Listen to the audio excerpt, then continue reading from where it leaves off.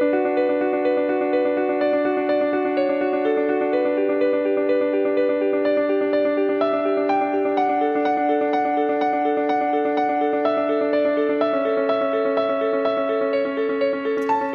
everyone. I'm your host, Andrea Weckerly, and welcome to the Ready Living podcast, where each episode is designed to educate, inspire, and empower you to create the life you want. Thanks for joining us, and remember to subscribe for free on your favorite platform. My guest today is Corey Moss-Pech, an assistant professor of sociology at Florida State University. He frequently writes about higher education, labor markets, and social inequality in top academic journals and other outlets, and just released his new book, Major Trade-Offs: The Surprising Truth About College Majors and Entry-Level Jobs, through the University of Chicago Press. Prior to joining Florida State, he worked at the University of Michigan, where he spent a few years after receiving his PhD from the Ohio State University. Welcome, Corey. Thank you. It's a pleasure to be here. Your new book digs into one of the biggest questions students and families wrestle with, which is, how does your college major determine your future? And you followed 91 students majoring in business, engineering, communications, and English at a large Midwestern research university that you called Capital State University through their senior year and into their first jobs. So let's start there. Can you give us a little background about how you designed the study? It is no longer the case in the United States that a college degree guarantees a middle-class job or lifestyle. And this is actually a relatively new phenomenon. Prior to the Great Recession, it really wasn't the case that there were long periods of time where folks with college degrees had these labor market issues. And so a big part of the sort of national conversation around this social problem is really focused on majors. And if students should major in something that is really quote unquote useful, or something that more just kind of reflects what they want to learn, and that might not actually prepare them for the labor market. And I understand that concern. College is expensive and people want a return on investment, and labor market success is not assured. However, the conversation around majors really rested on some assumptions that weren't really empirically validated. And so I wanted to really investigate, well, actually, do majors with these more sort of positive employment outcomes lead to success because of the skills they impart, or is there something else going on? I picked engineering and business because they are the most prevalent fields that men in college study, and they are two that are thought of as the most kind of practical. I chose English because it is sort of the paradigmatic case of the decline of the humanities and the decline of the liberal arts. And it's still a pretty large major in the United States. And then I picked communications because it's kind of like a hybrid social science humanities field. I thought they were good emblematic cases of what I was trying to understand, which is how majors prepare students for the labor market, and if it fits these kinds of cultural or popular narratives that we tell, or if something else was going on. One of the things that makes your book so compelling is the stories. You share a bunch of stories in there, which I found really fascinating. And early on, you compare Mort, an English major, with Courtney, a business major. And on paper, Courtney looks like a traditional success story because she has a good paying job lined up for graduation, while Mort spends an extra year in graduate school getting a master's degree to become a high school teacher. But then when you checked in with both of them a year later, the picture wasn't quite so straightforward. Can you walk us through their trajectories and how satisfied each of them was? I reimagine the trade-off that people frame when it comes to choosing a major and entering the labor market. The story for quote-unquote practical arts disciplines that are connected to specific occupations, like engineering, is that these students are going to major in something useful, enter the labor market successfully, and use their skills. If we think about the case of Courtney and many others like her, she was a business major. She had an internship with a large company. That internship offered her a full-time job. She started that job after college. She made a middle-class wage. She had a retirement account, all of these things. However, what I discovered is that many students from these majors actually end up doing fairly clerical work, often data entry or these kinds of things, and they were unhappy with it. Whereas students in the liberal arts, like Mort, tended to struggle to enter the labor market. They didn't have these internships that connected them to entry-level jobs. And when they did find work, it was often poorly paid, but at least it was kind of fulfilling and actually drew on their degree skills. Mort became an English teacher eventually. And so what I really show, the quote-unquote real trade-off between majors, is that students are actually not choosing between practical and passion majors, but between fields that lead to highly paid but often clerical kinds of work versus work that is lower paid, harder to get, and might also actually use their skills. When we think about employment outcomes for students, one of the things is, are they using their skills and is it fulfilling for them? And I think if we add that metric, we find that lots of liberal arts majors actually fare quite well. And a lot of students from these practical arts like Courtney really struggle with the fact that their jobs are largely clerical and not kind of what they expected. Business is the most common undergraduate degree, and in fact, 1 out of 5 undergraduates studies business, with engineering the, quote, most exalted major. And you also share that nationally, since 2000, the number of bachelor degrees in engineering has nearly doubled, and enrollment in health fields nearly tripled to where they were years before. But one of the surprising things you found was that among your sample of college graduates, liberal arts majors were actually more likely than business or engineering majors to use the skills, something you just mentioned. Why do you think that there's such a disconnect between the skills employers say they want and how the labor market actually rewards people? It's an interesting question because I think employers would recognize, as would I think most professors, even in these disciplines like business and engineering, that students' well rounded skills are the thing that is most likely to serve them in their careers. Critical thinking, to show up on time, a lot of these things that college graduates should be practicing regardless of discipline. But I do think that part of the reason why these students are the only ones who are able to get these kinds of jobs is because there is a high cultural value placed on the skills that they do learn in college, even if they're not used in the labor market. We live in a society that really highly values STEM and technical skills. There are lots of nuances here in terms of they tend to go work in larger organizations that might be more profitable. These organizations also have a higher division of labor, which could explain why they don't use such a variety of their skills. So there's lots of sort of nuanced reasons why these students might make more money. One of the really underlying mechanisms that to me as a sociologist is really interesting is the way that we culturally value and culturally reward certain kinds of skills. And it turns out that students having these skills come with a labor market payoff independently of if those skills are going to be used. But there's no relationship, I find, between skill use and employment outcomes. So you might have 10 engineering graduates, and maybe 2 of them do really intense engineering work, and 8 of them sort of data entry. All 10 are likely going to have the same job title, the same pay, the same status in the organization. And in some ways, it's just an incident of where they end up, what skills they actually end up using. In your book, you address a couple of popular claims, and I'd like to walk through those for our listeners here. And claim number one is that degrees in practical disciplines lead to better initial labor market success. And you note that while this claim reflects reality, it's not a function of the chosen major as such, but rather a function of college internships. And that's fascinating. Colleges like the one I studied, which is a large Midwestern public research university, train a large amount of undergraduates in the United States, not obviously just Midwestern, but large public research universities. In the sort of practical arts disciplines, they have their own colleges with their own career services that lead to what I call in the book career conveyor belt internships. In a lot of these fields, 75 to 90% of the interns are offered jobs. So it's not the case that there's this like huge sorting mechanism of which interns are doing the best job, but in fact, interns en masse are being offered employment in these firms. So there's like this direct pipeline to hire. Liberal arts students to go out in the world and find their own internships, and these often were not as remunerative, and they often did not lead to a job. I call these dead-end internships. And these students now at graduation have to be scrambling and looking for a job, and that's stressful. Whereas the practical arts students, by their second month back at school senior year, often have a job lined up. When you say dead end internships, you're not suggesting that the students don't learn something valuable. You're suggesting that they're dead end because they don't lead potentially to a full time employment offer. Is that right? Yeah, that's a really important point of clarification. Thank you for bringing it up. Dead-end internships can still be good internships. They can give students experience in industries, they can give students network connections, or even the chance to develop certain skills. I found that students were more likely, in fact, to use their skills at their internships than their entry-level jobs. But the reason I call them dead-end is just because they don't lead to further employment with the firm. So I don't mean to suggest that those are necessarily bad internships, but they present challenges for students in the way that career conveyor belt internships don't. Claim number two that you make in the book is that practical arts degrees provide in demand skills needed for entry level work. And you say that this is a myth. You found that many were doing clerical or sales work.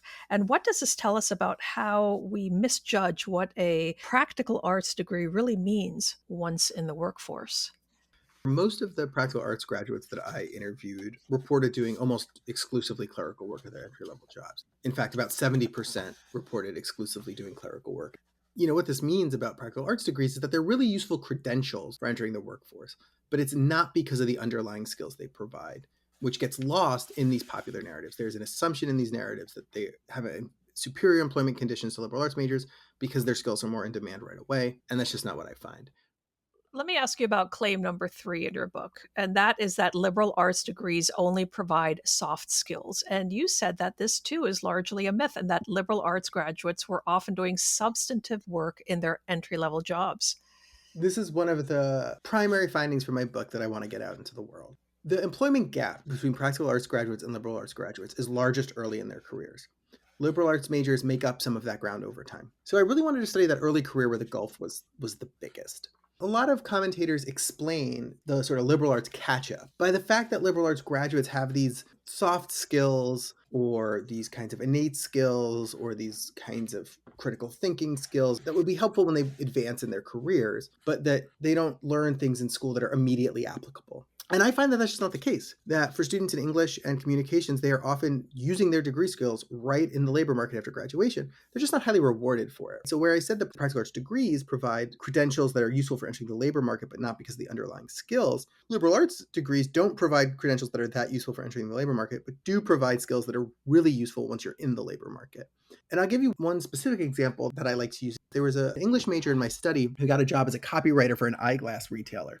And this is actually really hard work. Like if I had to write 2 sentences about 100 different pair of glasses and they couldn't all sound exactly the same, I would struggle with that. Like I could tell you the shape and color of the glasses. That's basically it, right? These are round and tortoiseshell. These are square and red. That's why they're not going to hire you for that job. Exactly. Well, I don't have an English degree, right? And so this is the point. What this student, I call her Katie in the book, is doing is using skills that are explicitly related to her major, things that they cover in an English degree curriculum. At schools like the one I studied that aren't these elite colleges, all majors blend occupationally specific and more general skills. So English majors in this setting do learn technical writing, report writing, these kinds of things, how to make and edit YouTube videos kind of things. And so one of the things I also try to do in the book is really break down this dichotomy between types of majors. Majors are not as different as people say they are. And I also think that majors are qualitatively different in different kinds of institutions. And when we think of an English major at a place like Princeton, that's a very different thing than an English major at the school I studied. There's also a frequent misconception that English and communications are passion majors that students choose because they aren't concerned about learning employable skills. Can you explain what's meant by a passion major and what your findings were? Yeah, and I think this misconception also arises from sort of media overly focusing on elite schools. Most people go to college to learn some kind of disciplinary set of skills that they think will lead to middle class employment. People don't choose an English major thinking this is not employable. People choose an English major thinking it's going to provide some skills that I'll use in the labor market. None of my students that I interviewed thought they were going to write the next great American novel. None of them took an English major because they thought they were going to read Jane Austen all day and that was what they were most passionate about. The media talks about passion majors. They talk about this very sort of rational choice that students are perceived to be making of like, well, this is what my interest is, so I'll forego a little bit of my future earnings so I could major in something I like rather than something that's going to pay me more. And I don't think students are making the calculation in that way. I think students are going towards things that interest them, like absolutely, but I also think students across fields think that their major will lead to a middle-class job and want to major in something that will lead them to a practical middle-class job, not something that is like completely out of reach, like writing the next great American novel. And so I think we have to be a little bit more careful about using that word when we talk about majors, because I think it does obscure the reality behind how students who aren't from elite backgrounds, who aren't going to highly rejected colleges, think about higher education and how it's going to prepare them for the workforce. You highlight how socioeconomic background shapes outcomes differently across majors, and working class students may struggle to get into engineering in the first place, while liberal arts grads with fewer financial resources can't afford to wait for the quote, right job. How does this complicate the myth that everyone has the same opportunities to achieve a middle class lifestyle if they just work hard enough? I think a lot of sociology in general tries to undermine this kind of meritocracy myth that we all have equal chances, that we can all just bootstrap ourselves into the middle class, and that's going to be so great. And of course, social mobility does happen. And of course, lots of people do extraordinary things under extraordinarily difficult circumstances. I don't want to make it sound like I think otherwise. However, if we think about people's probability of success along different pathways, like we know that there are markers of your background that really matter. And I don't think people would dispute this, right? I think most people understand that if you have highly educated parents who make a lot of money, you're more likely to go to a well-resourced high school and have SAT prep and get into a good college. I don't think that's a controversial thing to say. Big public research universities are really interesting places. I work at one, I was trained at 2 of them. They try to be all things to all people. They try to serve all constituencies. And this is both a great strength and in some ways a weakness. I would preface it by saying I love public research universities. I think they are one of the greatest things about the United States, and their dual missions of both social mobility and supporting cutting edge research. As it pertains to my research project, there is a difference between what we call open admit and competitive admit majors. Competitive admit majors are majors you have to apply to get in. And at many big public universities, The business schools are competitive to get into. The engineering programs are competitive to get into. And so the class sorting really is about the point of entry, like who has the resources, the background, the GPA, the ability to get into these places. Once you're in, they're very equalizing. The working class students in my background who got into the engineering major had great outcomes. Communications and English are open admit majors. That means anyone can declare them. And in these settings, because of the open admit nature, class sorting doesn't occur till graduation. So students will finish school, and those from higher SES backgrounds, socioeconomic status backgrounds, are able to wait for opportunities that interest them to open up. They might be able to take a job that's really interesting, that's lower paid, right? We see this a lot in things like arts and media, government. And so they have all of these advantages. Whereas the working class students often, they have student loans, they don't have a safety net, they have to take the first good job that's available to them. Sometimes that ends up with these students making more money in larger, more stable organizations that are not as related to their interests. But often it ends up with them taking jobs that they're not thrilled about, that don't necessarily pay very well, that push them onto a career trajectory that's not what they envisioned for themselves. Gender plays a huge role here, too. English and communications majors are two-thirds women, while, no big surprise, business and engineering are male dominated. And the skills associated with women are often devalued in the marketplace. I wish that weren't so. What are the consequences of this for young women entering the workforce? One of the things that absolutely is central to the story of my book is that communications and English are women dominated fields, and they tend to lead to jobs in sectors and occupations that are women dominated. These don't pay as well as comparable jobs that are dominated by men. Of course, I can't speak to the direction of causality. I don't know if women enter these jobs and therefore they're less well paid, but I can say that the liberal arts skills that are imparted, skills relating to communications and writing, are feminine typed in the United States. These skills are less culturally valued. They lead to jobs in organizations that aren't as well economically profitable. And so you end up with this kind of double disadvantage for women, where if you're a woman majoring in a liberal arts discipline, both you as a person and the skill set that you learn at school are devalued, which makes labor market entry that much more difficult. For women in business and engineering, they are able to get pretty good employment outcomes right after college, but all the research suggests that as they continue on in their careers, they'll face some barriers too, and that will be challenging. It's kind of a no-win situation. It ends up being the case that only men, white men from middle-class backgrounds who go into masculine-type fields with masculine-type skills are the ones who really see a lot of growth early in their careers, and everyone else kind of has these bumps. Earlier, you talked about the situation where students at elite schools don't face some of these complications. For example, an English major from a prestigious school may land a prestigious, high paying job because of the cultural value of the institution. What does that tell us about the importance of a particular degree versus the power of institutional reputation and prestige? What I would say is that the choice of major matters the most for students that go to these large schools that serve what we call in academic research kind of the missing middle. If you go to a highly prestigious university, it doesn't really matter what you major in. Chances are you're going to be okay. So if you go to a highly prestigious school, the institutional selectivity sends the signal that you are an employable person. The major doesn't matter as much. On the opposite end of the spectrum, if you go to a low income serving open access kind of school, your major also might not matter that much in the sense that students' employment outcomes are all going to cluster anyway. Although I will say the community college students who have the best outcomes are those that study in the sort of general or liberal arts because those are the most transferable to a four-year college, and then they can get the bachelor's degree.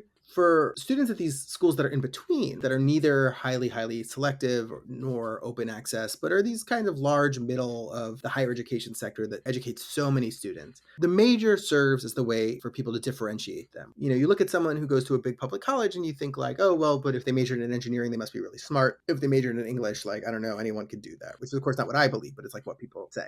At various levels of institutional selectivity, the effect of the major varies pretty significantly. And it's for those sort of middle selective schools, not the least, not the most selective, that are these large schools that offer all different kinds of degrees, is where I think you see that mattering the most. Shifting a little bit here, in the United States, we often define a good job merely by salary and status and title. But you argue that there are other dimensions, like whether you actually use your skills or whether the work feels meaningful. People, of course, want to make enough money to live comfortably, but they also want to do meaningful work. After all, we spend 8 to 10 hours a day doing something at work. And if we're doing something that's largely unimportant or mind numbing, that's pretty painful. How might reframing our definition of job quality change how students approach major and career decisions? I think for lots of students, and even for lots of people who are college graduates, the labor market and what jobs entail is like this totally opaque thing.